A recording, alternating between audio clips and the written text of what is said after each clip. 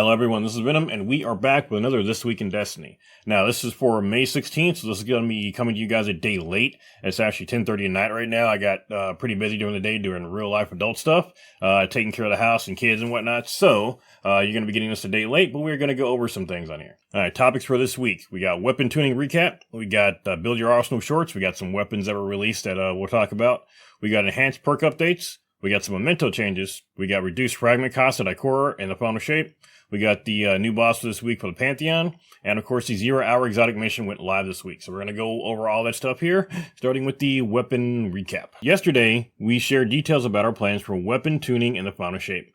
This includes a change to some weapon mod specs, weapon balancing, and perk updates. For more details, check out our Dev Inside Weapon Tuning preview blog. Let me make this a little bit bigger. Getting old. Next up, we got Build Your Arsenal. As the excitement for the final shape is ramping up, we're sharing a first look at some exotic weapons and armor you can expect to see. Check them out and start cooking up these builds. Now, I did go over and I made the exotic armor videos when they first came out.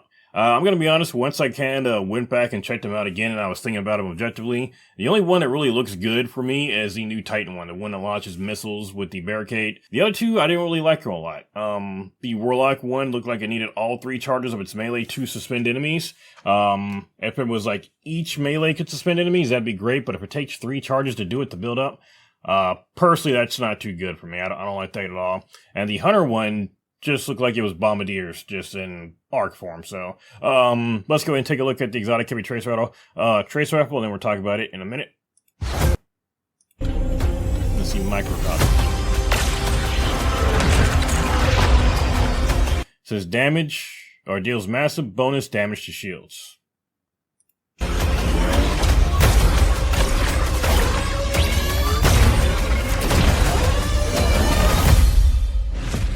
Now, I saw that one earlier, and I remember thinking, I'm gonna be honest, I'm not too happy with what that does. I thought it might heal or something. If it just does extra damage to shields, one, that's really gonna be useless against enemies that don't have shields, and then 2, I could understand if this was a sandbox where we still had like match game, but we don't have match game anymore. So really the shields, unless we're getting match game back or some of the shields we're going to be getting are going to be really crazy, I'm not really seeing a point to that if that's all it does. Now, we of course don't have the weapon in hand yet, so who knows, it could be even better than we think. But as of right now, I'm not necessarily too enthusiastic about the microcosm. The Kostov, the exotic form, we've still got the normal form in our vaults.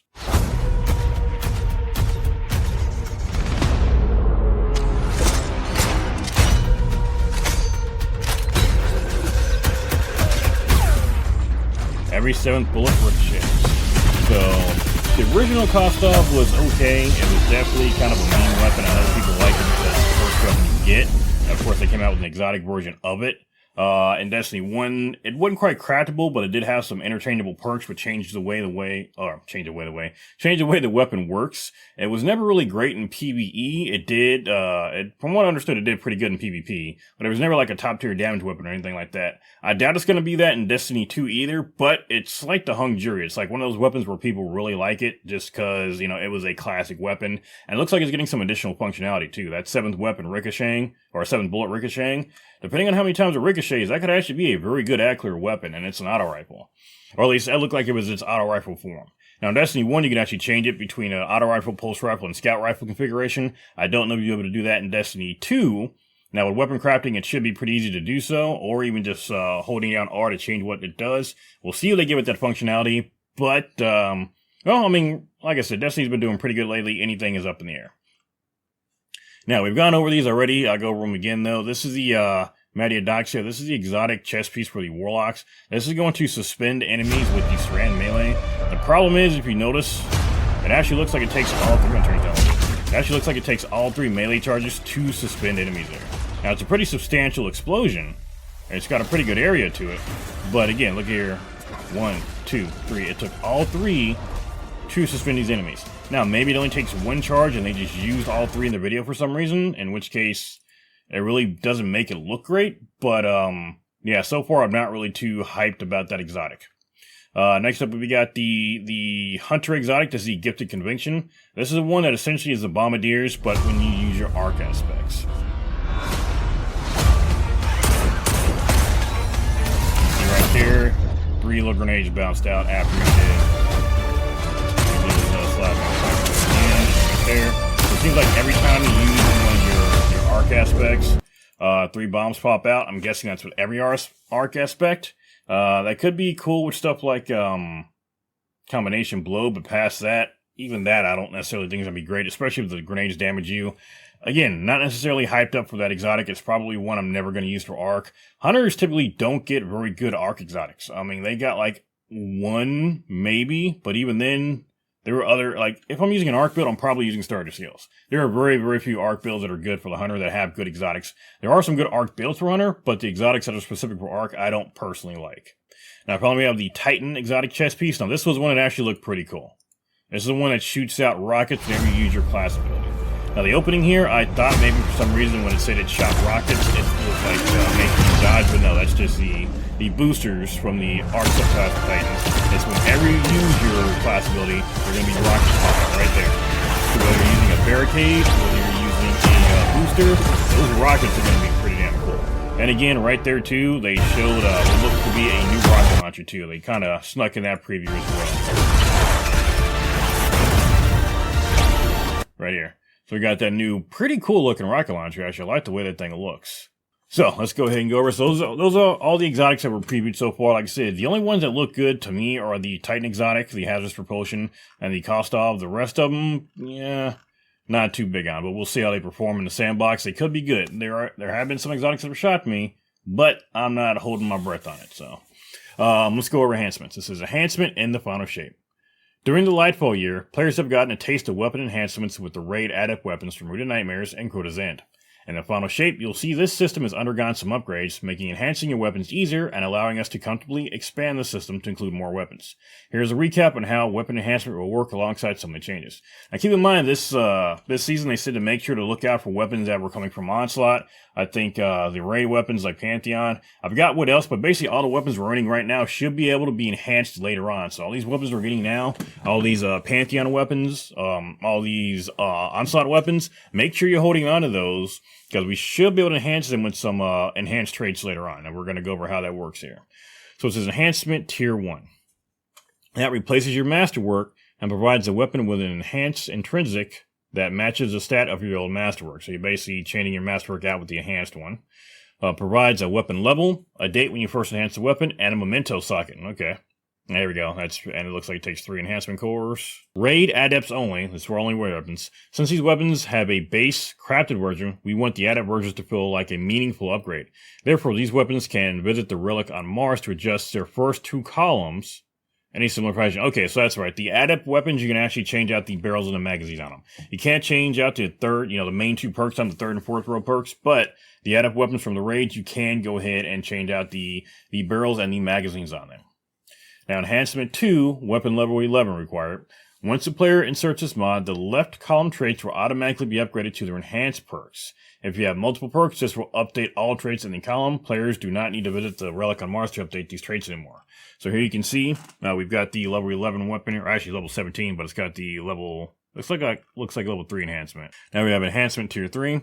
Once the player applies this mod, the right column weapon trait perks will automatically be updated to be enhanced. Like the left column, this will upgrade all the traits present and does not require visiting the relic.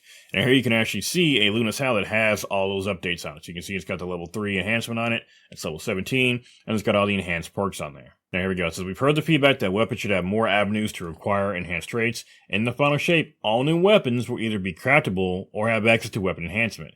In addition, weapons that remain active, drops, in the following activities will be eligible for enhancement. Okay, so all weapons in final shape should be craftable. That's what it says. In final shape, all new weapons will either be craftable or have access to weapon enhancement. Sorry. So, in addition, these are all the weapons that will have the enhancement perks. So we got Vow Disciple Raids, Adepts, Guardian Games, King's Fall Raid Adepts, Gambit, Competitive Crucible, all of them it says, Trial of Osiris, Crucible, Iron Banner, Vanguard Ops, Nightfalls, and Prophecy Dungeon. So all of these should be able to be enhanced. Now this will include older instances of these weapons as long as they have an origin trait. Unfortunately, due to some technical constraints, there are a handful of weapons instances from before Season 17 that have origin traits and are active drops, but they will not be eligible for weapon enhancement. If a weapon is not actively dropping these activities in playlist, or it's under The Legacy Focusing option, it will not be enhanceable when the final shape releases. If weapons are reissued and become part of a playlist activity drop once again, we'll update older versions of the weapon that have origin traits to enter weapon enhancement. Holy crap. These are the weapons that will have enhancements available for them, so keep that in mind. Mementos in the final shape. We received a lot of feedback on weapon mementos, especially as new mementos have released in our seasonal events. In the final shape, we have a few changes coming that impact how you start mementos and apply them to your weapons. Crafted and enhanced weapons will no longer need to visit the relic on Mars to apply mementos. Big bonus right there. Players can apply the mementos of their choosing directly to the weapon inspection screen. Memento stat cap limit can be raised. Memento stat cap limits will be raised from 1 to 3. So we can now stack 3 mementos instead of just 1. I like it, but I still don't understand why we have a limit for stacking to begin with. I still don't understand why we just can't stack things up to 99 or 999. I don't understand limiting like that, because all it does is make it harder for players to do stuff when they want to. But again, that's just 3 is better than 1, but we still shouldn't have any limits. But regardless, this is still pretty good. Mementos will no longer be stored alongside a player's consumables. When the final shape launches, your mementos under consumables will show as faded. Then once faded memento is disabled, you'll see a +1 added to the weapon inspection screen as a virtual currency. For players who figured out how to get around the digital memento size stack limits, this will allow you to dismantle all those mementos safely, even if you temporarily go over the intended stack limit of 3. If you're holding 3 or more of a particular memento, it will not drop again until you spend your mementos to be back under the stack size limit of 3. So I guess there were ways to actually stack mementos up more than 1, and they're saying once the final shape comes out, the mementos will be grayed out. You have to dismantle them, and it's going to add that memento to your weapon screen as a currency. And it says if you somehow got more than 3 mementos, you're going to get them all, but no more will drop until your stack is back down to 3. So if you've got like 20 somehow, you can go ahead and spend all of them. You will still get to keep all 20, but you're not going to get any more to drop for you until you get that past 3. Now, I don't know how many can be stacked right now. Didn't know there were any tricks to stack more than 1 memento. I have to look into that, but it looks like they have a solution for that. Reduce fragment cost of Ikora in the final shape. Subclass fragments purchasable from Ikora are expensive, particularly considering how many there are, especially for new lights. Okay, that makes sense. In the final shape, we reduce the cost of fragments from 25,000 glimmer to 10,000 glimmer. Our goal here is to make these vital build crafting elements more accessible for new and returning players. I get that. That's not necessarily an issue for me. I mean, granted, us older players didn't necessarily have to go out and buy them when they were released, so yeah, I get that one. It's very expensive to get these, to get all these different fragments, so yeah, that'll be a very good change. The Pantheon grows stronger. Another week and your task has become more difficult, Guardians. Roke, Disciple of the Witness, has joined the Pantheon, and we've gathered intel for your mission. So, of course, Roke was introduced to the Pantheon this week, and we got another -5 modifier to our power level, so go ahead and hop on the Pantheon and take him out if you want to. We have not taken him out yet in our clan, but we are still working on doing that. 0 Hour Exotic Mission is live. 0 Hour is, of course, live. You can do this on normal or legendary mode for 40 or 20 minutes, respectively.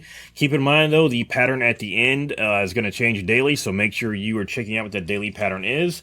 It is not going to be the old patterns. It's going to be a daily rotator, and yeah, you're going to need to keep that one in mind when you do it. We found that one out the hard way. And past that is all of the gameplay stuff this week for This Week in Destiny. So, I'd say the big things are, again, the weapon tuning. Keep that in mind. We're going to be getting some pretty big weapon tuning coming. They released a weapon tuning blog. I'm going to go ahead and check that one out, too. I'll probably go over it. Other than that, like I said, we did get the exotic previews. They were hit and miss for the most part. And, of course, we got the list of all the weapons that have enhanced perks, and we got the memento update. So, not bad, not bad. Every twig can't be packed full of information, but this one still has some pretty good info. That being said, that is going to do it for today. If you like what we're doing here on the channel, please subscribe to the channel. If you like the video, please leave a like on it, and I will see you all on the next video.